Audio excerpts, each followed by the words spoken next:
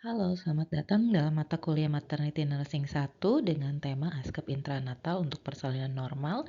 Materi ini adalah materi dari Ibu Eva Berti Talutondok PhD dan dipresentasikan oleh saya, Nurse Kinanti. Tujuan pembelajaran pada materi hari ini adalah untuk mengetahui 4 kala atau masa pada proses persalinan, memahami tanda dan gejala persalinan pada kala 1, kemudian memahami adaptasi fisiologis yang terjadi pada kala 1 sampai 4. Berikutnya kita masuk ke dalam kala persalinan.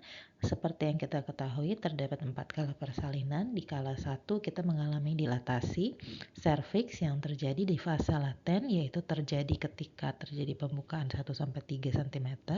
Kemudian fase aktif terjadi pembukaan dari 4-7 cm dan fase transition terjadi pembukaan 8-10 atau sampai pembukaan tersebut lengkap. Nah, setelah pembukaan lengkap akan masuk kepada kala yang kedua, yaitu di saat bayi dilahirkan dengan cardinal mechanism di mana bayi akan mengalami 7 step untuk sampai dia dilahirkan. Kemudian masuk ke kala 3 ketika plasenta dilahirkan. Kemudian kita akan melihat sisi Schultze atau yang bagian mengkilat membran dari plasenta yang berdekatan dengan bayi. Kemudian sisi Duncan yaitu sisi bagian yang kotor yang menempel pada uterus ibu atau maternal side. Kemudian di kala yang keempat, yaitu pada saat 1-2 jam sesudah melahirkan, di sini biasanya terjadi perdarahan yang normal sekitar 300-500 ml. Nah, apa yang terjadi pada kala 1? Tanda persalinan. Jadi wanita ini sering mengalami tanda-tanda persalinan. Tapi kita harus bisa mengkondisikan supaya wanita ini bisa diajari untuk mengenali apa saja tanda-tanda persalinan. Tanda persalinan yang pasti yaitu adanya kontraksi rahim, kemudian ada menunjukkan bloody show atau ada darah yang keluar, kemudian ada juga pecahnya selaput ketuban. Nah, ini adalah tanda-tanda wanita yang mengalami kontraksi, posisi-posisi untuk melakukan kontraksi sesuai dengan bagaimana wanita tersebut nyaman dalam menjalani proses pembukaan untuk persalinan. Bisa dengan cara duduk, bisa dengan cara seperti ini, merangkak, bisa juga dengan squatting, kemudian bisa juga dengan kedua kaki diangkat seperti ini. Kemudian pada saat wanita sudah mengalami pembukaan lengkap, maka bayi tersebut akan lahir. Nah, pada saat bayi lahir, perawat akan mempersiapkan instrumen-instrumen steril yang akan digunakan untuk persalinan. Kemudian perawat juga dapat membantu pasien untuk melakukan pengejanan sehingga pada setiap kontraksi bisa melakukan pengejanan sehingga bayi dapat dilahirkan. Jangan lupa pada saat ini perawat harus memakai protective glasses, juga memakai alat-alat perlindungan diri. Nah, pada saat ini juga perawat dapat memberikan penguatan kepada keluarga atau pada partner untuk bisa datang dan berada bersama-sama dengan ibu sehingga bisa berpartisipasi aktif dalam proses persalinan. Kemudian nanti ketika bayi sudah dilahirkan, dokter akan langsung menyedot sekresi dari hidung dan mulut bayi sehingga ketika kepala bayi sudah dilahirkan bisa langsung dibersihkan. Berikutnya apa saja respon untuk persalinan pada ibu dan pada bayi pada sistem kardiovaskular. Cardiac output akan meningkat, kemudian darah akan mengalir karena akan ada uterus yang semakin mengecil, kemudian juga akan ada peredaran darah ke daerah perifer dan secara umum yang meningkat. Nah, di sini tekanan darah juga akan terpengaruhi dan biasanya akan meningkat sekitar 15 mm air raksa untuk sistolik dan diastolik. Kemudian di kala 3 nanti akan dilahirkan plasenta. Nah, saat plasenta dikeluarkan kita harus memastikan bahwa plasenta tersebut utuh, kemudian tidak boleh menarik plasenta sehingga benar-benar dilahirkan dengan sempurna.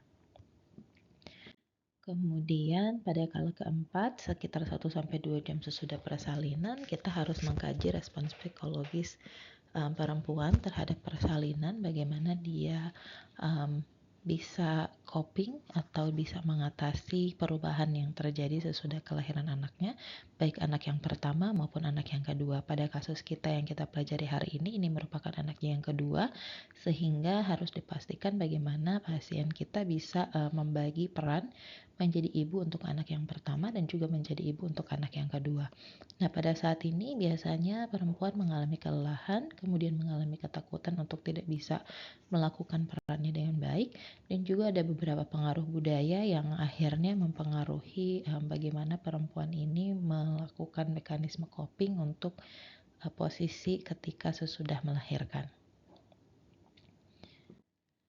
Nah, di bagian sisi tubuh yang lain atau di sistem tubuh yang lain, contohnya dalam sistem hemopoietik, di sistem ini akan bekerja begitu berat karena akan ada perkembangan leukositosis dan peningkatan sel darah putih yang bersirkulasi dalam tubuh, sehingga pada akhir persalinan jumlah leukosit ibu biasanya akan tinggi, yaitu sekitar 25.000 sampai 30.000 mm per liter. Kemudian kita melihat dari sisi respiratori, di sini juga akan ada peningkatan parameter untuk CV-nya, kemudian akan meningkat frekuensi pernafasan, kemudian terkadang akan mengalami hiperventilasi sehingga tubuh perlu untuk memasok oksigen tambahan. Nah, berikutnya di bagian pengaturan suhu, biasanya pada saat melahirkan akan terjadi peningkatan aktivitas otot, sehingga suhu tubuh itu akan naik sekitar 1 derajat Celcius. Dan biasanya juga wanita atau ibu akan mengalami diaporesis, dan biasanya digunakan metode penguapan untuk pendinginan dan juga membatasi adanya pemanasan. Kemudian biasanya akan mengalami perubahan pada keseimbangan cairan. Ibu akan mengalami peningkatan kecepatan dan kedalaman pernafasan dan adanya diaforesis. Kemudian bisa juga terjadi peningkatan kehilangan air yang tidak masuk akal sehingga diperlukan asupan oral atau penggantian cairan intravena yang diperlukan. Kemudian bila perlu biasanya akan dipasangkan IV, sehingga IV ini juga bisa untuk cadangan apabila nanti ketika ibu mengalami persalinan kemudian ada kondisi-kondisi emergensi, sehingga pemasangan IV yang sudah ada di vena pasien akan memungkinkan pertolongan untuk kondisi emergensi dengan lebih cepat. Berikutnya ini adalah yang dilakukan perawat ketika bayi sudah dilahirkan. Jadi ketika bayi sudah dilahirkan, perawat akan menghitung nadi dan mengobservasi bayi baru lahir tersebut sehingga memastikan bahwa oksigen yang didapatkan bayi itu cukup. Kemudian ayah diminta untuk memperhatikan bayi tersebut, kemudian memperhatikan ketika dilakukan sekresi suction, pengisapan sekresi, kemudian bisa melihat bagaimana identifikasi tersebut dilakukan dengan melakukan footprinting bayi baru lahir. Kemudian ayah juga diminta untuk mengobservasi pada saat bayi tersebut ditimbang dan diukur panjangnya sehingga ayah tahu bagaimana kondisi kesehatan anak yang baru dilahirkan. Kemudian sesudah diperiksa, bayi diberikan kepada ibunya sehingga bisa langsung melakukan attachment dan bonding di antara bayi, bapak, dan ibu. Nah, biasanya juga ini dilakukan sesaat sesudah melahirkan sehingga bayi langsung diletakkan di dada ibunya sesudah dilahirkan sehingga bisa dilakukan bonding dan inisiasi menyusui dini. Nah, berikutnya pada sistem urinari nanti biasanya ibu tersebut mengurangi asupan cairan karena ibu tidak peka akan kehilangan air yang terjadi pada dirinya, sehingga kita perlu mengencourage atau memberikan penguatan kepada ibu untuk mempertahankan asupan cairan.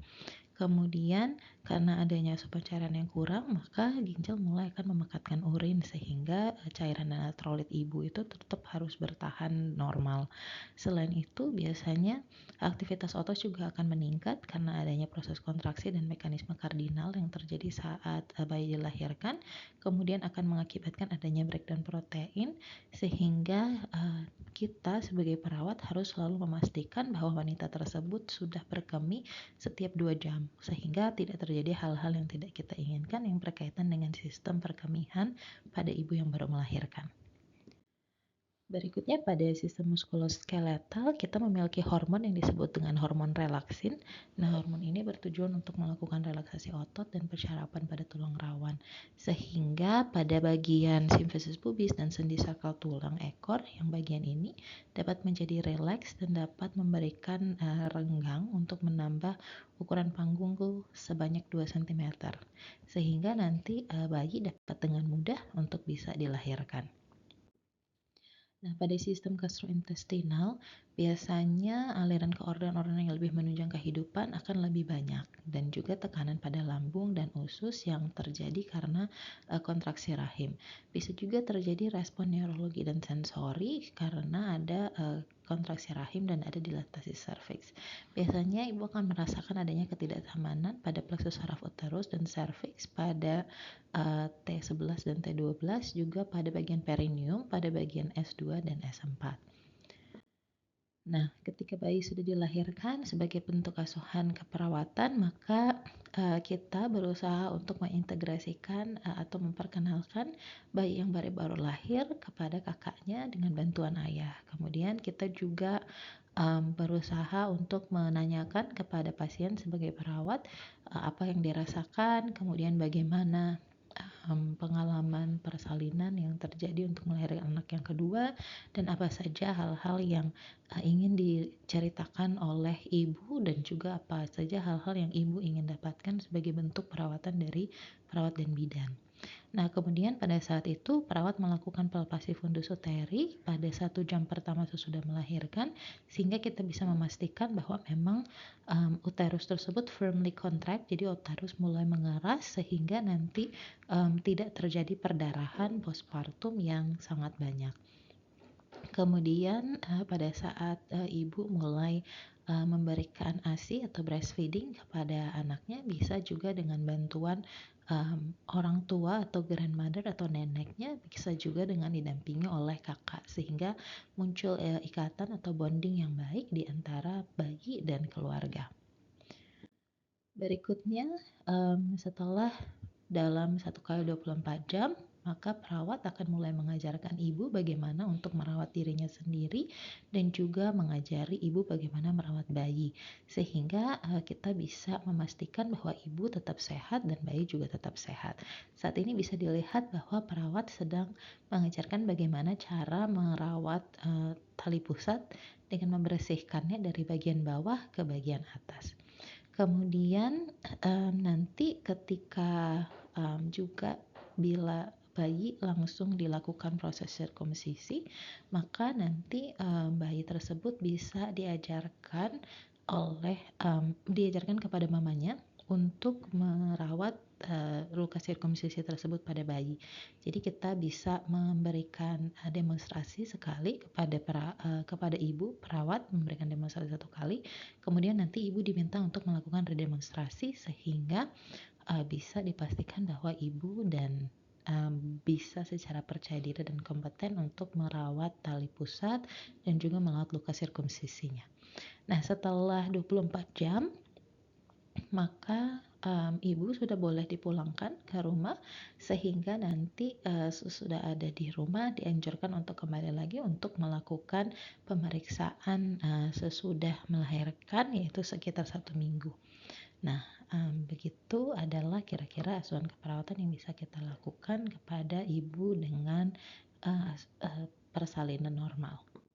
Terima kasih.